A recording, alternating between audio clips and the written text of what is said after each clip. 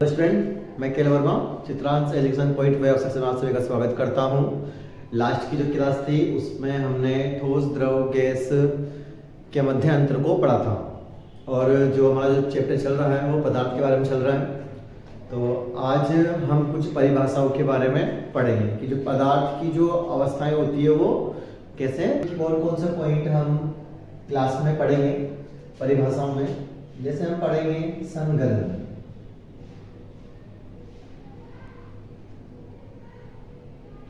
उसके बाद में वाष्पन या वाष्पीकरण, उसके बाद में हम पढ़ेंगे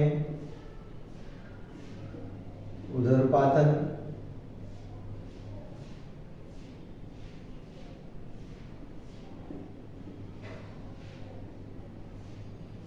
संघनन,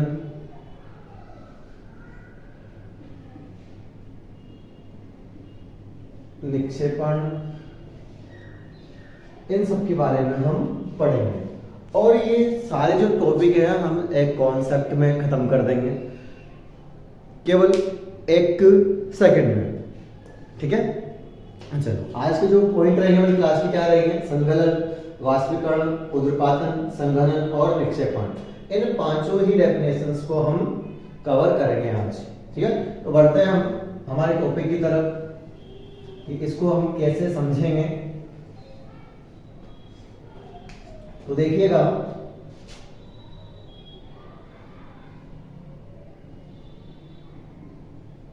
ये ठोस पदार्थ है,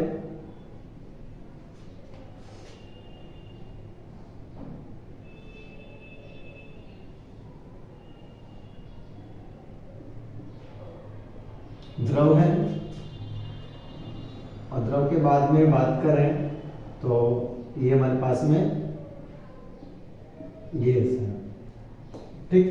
3 पदार्थ। अब क्या किया जाएगा कि ताप दिया जाएगा, ठीक है। अब क्या है कि ठोस होगा, तो ठोस किससे बदलेगा? द्रव में बदलेगा। जब हम इसको ताप देंगे तो ठोस को ताप देने पे किसमें चेंज होगा? ये द्रव में चेंज होगा। तो इसमें बदलना, इसको हम बोलते हैं संगलन। क्लियर? इसको हम क्या कहेंगे? संगलन कहेंगे। मतलब ताप जिस पर ठोस द्रव में बदल जाए उसको हम कहेंगे संगलन। अब बात करते हैं, हम द्रव को और ताप देंगे। तो द्रव को जब हम ताप देंगे तो द्रव किस में चेंज हो जाएगा? वाष्प में चेंज हो जाएगा, वाष्प में बदल जाएगा, और इसको हम कहेंगे वाष्पीकरण। क्या कहेंगे इसको? वाष्पीकरण कहेंगे, ठीक है। अब आगे बढ़ते हैं। अब ये वाष्प जो होगी, अब इसको ठंडा किया जाएगा। जब इसको ठंडा हम करेंगे, ठीक है, तो हमने क्या करा? इसको ठंडा किया। जैसे हमने इसको ठंडा किया तो हुआ क्या कि ये किसमें बदलेगा? जल में बदलेगा, द्रव में बदलेगा। तो इसको हम कहेंगे संघनन। क्या कहेंगे? इसको हम संघनन कहेंगे, ठीक है। अब द्रव को हम क्या करेंगे? ठंडा करेंगे, ताप के मान को कम करेंगे, तो ये किसमें बदल जाएगा? ये जम जाएगा, और इसको हम कहते हैं जमना। क्या कहते हैं इसको हम? जमना, मतलब कि फ्रीज होना, ठीक है। ये हो गया। अब समझो कि ठोस को किस में बदला? द्रव में। ठोस किसमें बदला? द्रव में।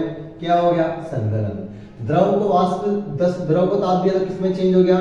वाष्प में या गैस में। इसको हमने क्या कहा? वाष्पीकरण।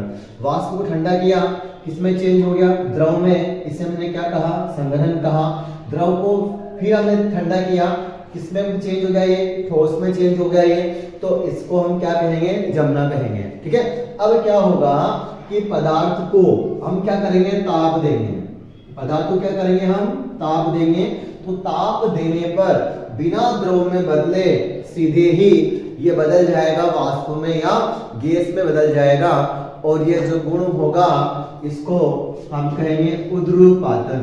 क्या कहेंगे इसको? हम उद्रुपातन कहेंगे। क्लियर?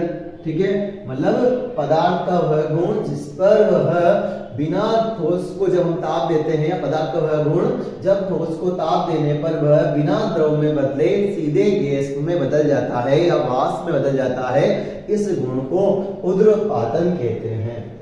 ठीक, अब क्या होगा कि जो वाष्प होगी, है ना, तो उसे हम ठंडा करेंगे, और वाष्प को जब ठंडा किया जाएगा तो क्या होगा कि ये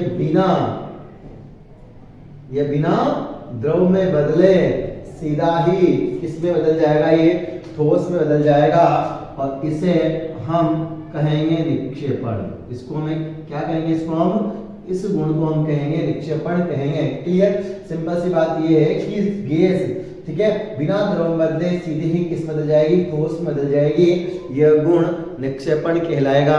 क्लियर, ठीक है, समझ में आ रहा होगा। दोबारा से हम रिवाइज करेंगे, क्या क्या पढ़ा हमने संघनन के बारे में पढ़ा, वाष्पीकरण के बारे में पढ़ा, संघनन के बारे में पढ़ा, जमने के बारे में पढ़ा, ऊर्ध्वपातन के बारे में पढ़ा, और निक्षेपण के बारे में हमने पढ़ा। यहाँ से इम्पोर्टेंट बात क्या है, यहाँ से एक और इम्पोर्टेंट बात यह है कि ऐसे कौन से पदार्थ है जिनके अंदर ऊर्ध्वपातन का गुण पाया जाएगा।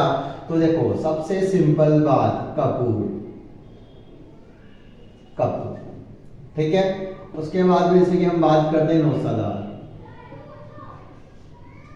और अगर हम और बात करें सूत्र के हिसाब से तो हम बात करते हैं NH4Cl अमोनिया क्लोराइड। ये ऐसे पदार्थ होते हैं जिनके अंदर ऊर्ध्वपातन का गुण पाया जाता है। क्लियर, ऐसा MCQ क्वेश्चन आता है कि निम्न में से किस पदार्थ के अंदर ऊर्ध्वपातन का गुण पाया जाता है, तो हमारा आंसर इनमें से एक होगा। ठीक है, यहाँ पर हम आदि भी कर देते हैं।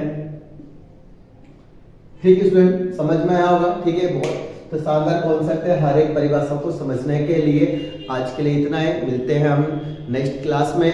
और वीडियो अच्छी लगी तो लाइक करें, हमारे चैनल पे अगर नए जुड़े हुए हो तो चैनल को सब्सक्राइब करें, और आगे से आगे अपने दोस्तों को इसको शेयर करें। Thank you.